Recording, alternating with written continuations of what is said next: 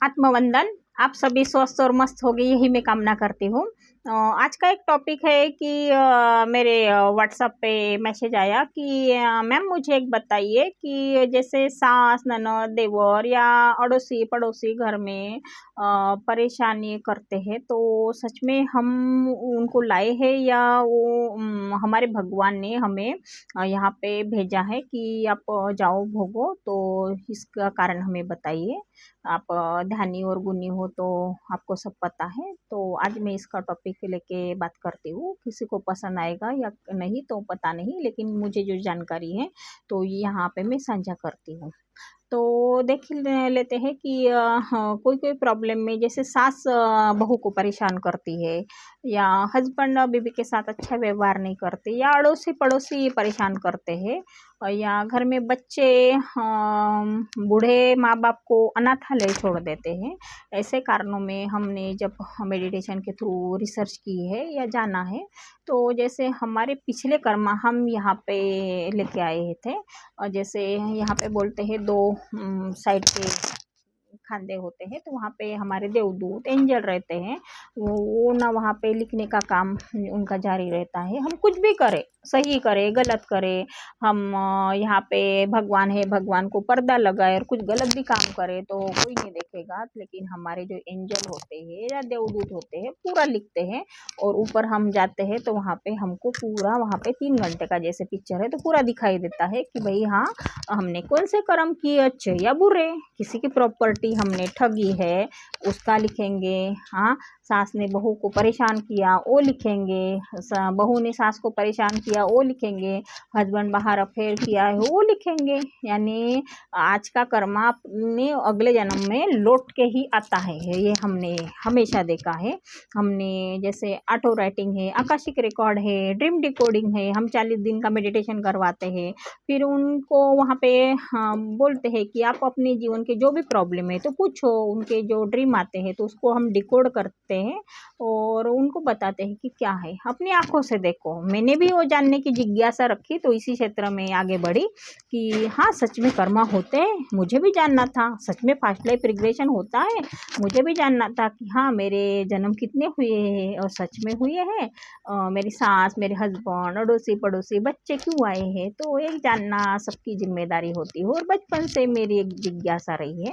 तो ये जानो भाई। और यहाँ पे हम कर्मा भोगने आए तो सास चिल्लाई है तो हम उनको मेडिटेशन के थ्रू माफ़ी भी मंगवाते हैं कि भाई माफ़ी मांग लो सास से, कि वो धीरे धीरे प्यार करना सीखेगी और अच्छे में अपने में भी परिवर्तन पाओ। कि सास थोड़ा सा गलत भी बोले तो भाई उसको दिल पे ना लो और उससे माफ़ी मांग के आगे बढ़ो, नहीं तो आप गिल्ट भाव रखोगे मेरी सास अच्छी नहीं, तो पिछला जन्म का हम कर्मा इस जन्म में भोग के आए और अभी एक जन्म हमने फिर से क्रिएट करना चालू किया कि हम आगे के लिए अपना खाता खोल के ही रखे। तो भाई ऐसा क्यों करो, तो प्यार से रहो, अच्छे से रहो। तो शादी के पहले भी माता का कर्तव्य होता है कि हमारी सास जैसे भी हो लेकिन उनके मन में गलत धारणाएं ना रखो, तो आगे जीवन एक बेस्ट हो पाएगा। और उनके संसार में ज़्यादा माँ और मौसी का ज़्यादा इन्वॉल्वमेंट भी होना नहीं चाहिए। मैं अक्सर देती हूँ कि माँ और मौसी वहाँ पे एडवाइस देते रहते हैं। शादी के बाद हमने बहुत से केसेस ऐसे देखे हैं कि भाई वो बच्चा इतना सुंदर और अच्छा था तो उसको पुलिस स्टेशन के चक्कर लगाने पड़े। वहाँ पे लोग आए, सब ने उसको ब्लेम किया, झगड़ा किया। ऐसा नहीं है कि सही बात पे आदमी भी अच्छे नहीं है, औरत अलग अलग क्षेत्र की अलग अलग धारणाएं है और उसके हिसाब से हम देख पाए हैं कि ये टूल सबके लागू नहीं होता है। औरतें भी अच्छी, आदमी भी अच्छे, लेकिन देखिए भाई, लेकिन जीवन एक अच्छा है, वो इंसान इतने सालों से अच्छा रहता है, अच्छा उनका व्यवहार है, लेकिन उच्च एक गलत धारणा की वजह से पूरे समाज में उसकी बदनामी होती है।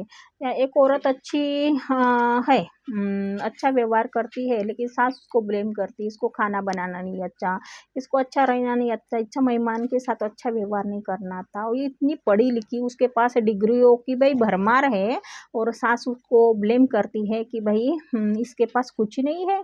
उसका पूरा कॉन्फिडेंस वो हिला डालती है, और वो ऐसे गिल्ट भाव में रहती है कि मुझे कुछ भी नहीं आता है।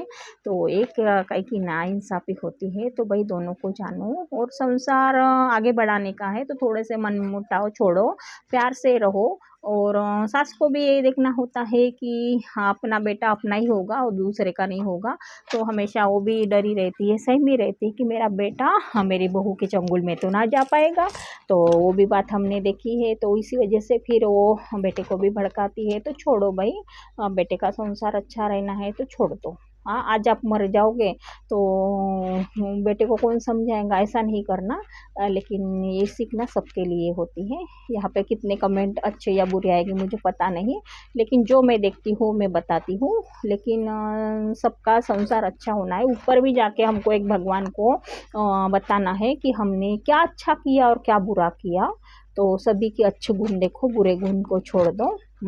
बुरे गुण में कोई अच्छाई नहीं होती है, अच्छे को ही सब याद करते हैं जिंदा रह के या मरने के बाद। तो भाई अच्छा व्यवहार करो और संसार करो। और हमने बच्चे भी जो क्रिएट किए हैं, पैदा किए हैं, तो पहले नाना नानी इतनी सुंदर कहानियाँ समझाते थे। अभी मोबाइल का ज़माना आया तो नाना नानी सिर्फ स्क्रॉल करते हैं, बच्चों को तो कहानी सुनाते नहीं। हमारी नानी बहुत सुंदर सुंदर कहानी हमको सुनाती थी। अब भी हम 40 साल के हुए हैं तो तब भी हमको कहानी याद आती है, हमारी नानी ने जो सुनाई थी। तो वहाँ की तो 3 कहानियाँ मुझे अभी तक याद है। मेरी नानी कहती थी कि भाई यहाँ पे एंजल होते, देवदूत। हम नहाते हुए देखते हैं कि एंजल कहाँ पे है बे, कहाँ पे बैठे हैं, तो देखिए तो नहीं पता चलता। लेकिन 40 साल के बाद हमको एंजल की कहानियाँ पता चली, एंजल होते हैं, देवदूत होते हैं। तो उसको ढूंढा, और छाते पे भी हम कभी कोई प्रॉब्लम रहा तो बोलते हैं कि एंजल आप आओ, मेरा ये प्रॉब्लम रुका है, मुझे काम चाहिए, हेल्प चाहिए, तो फटाक से मिल जाती है। तो एक सामान भी घुमा तो मिल जाता है। कभी बाहर जाइए ऑटो नहीं मिलता तो ऑटो भी मिल जाता है।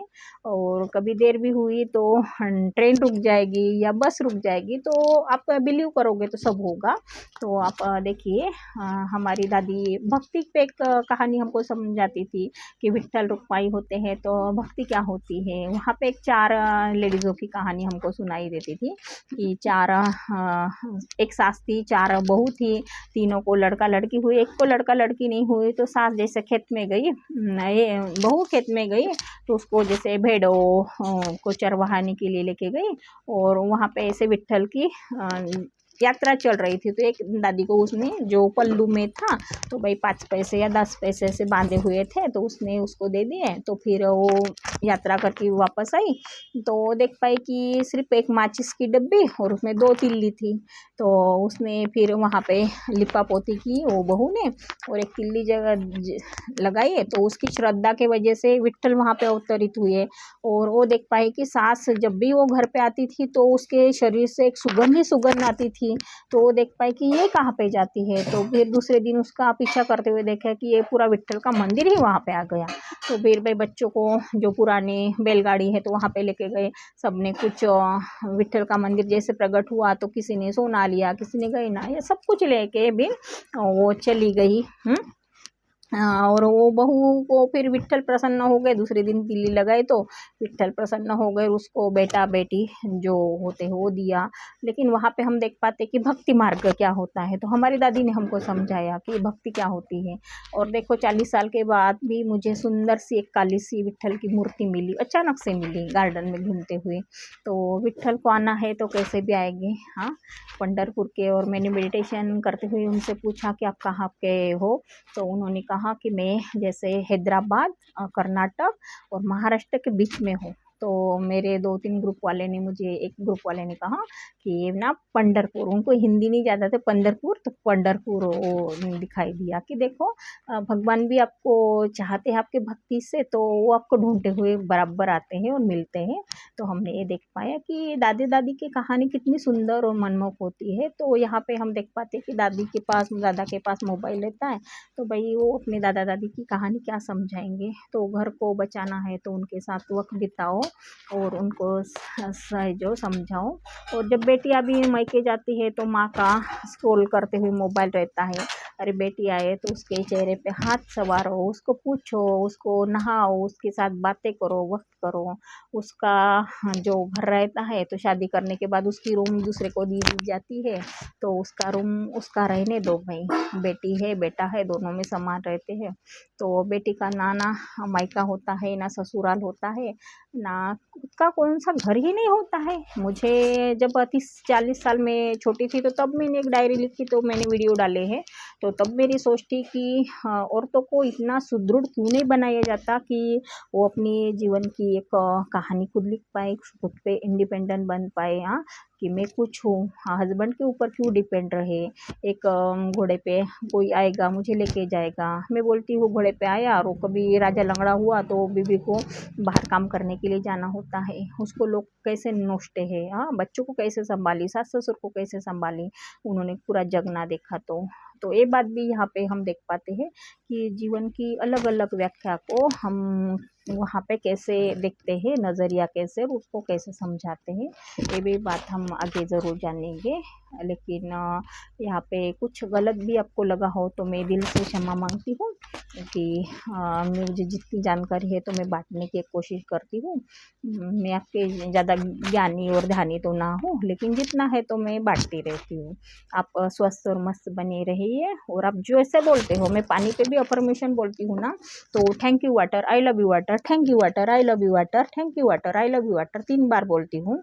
आप जो बोलते हो तो आपका अवचेतन मन सुनता है, काम करता है। और बोलती हूँ मैं स्वस्थ हूँ, मस्त हूँ, तंदुरुस्त हूँ, ज़बरदस्त हूँ। यानी देखिए स्वस्थ भी हो, मस्त भी हो, तंदुरुस्त भी हो, ज़बरदस्त भी हो। जो बोलोगे मंत्रा तो वो सुनते हैं। मैं फाइनेंशियल फ्री हो चुकी हूँ, मैं कर्ज से मुक्त हो चुकी हूँ। आप बार बार उसको बोलोगे तो बार बार वो सुनेगा।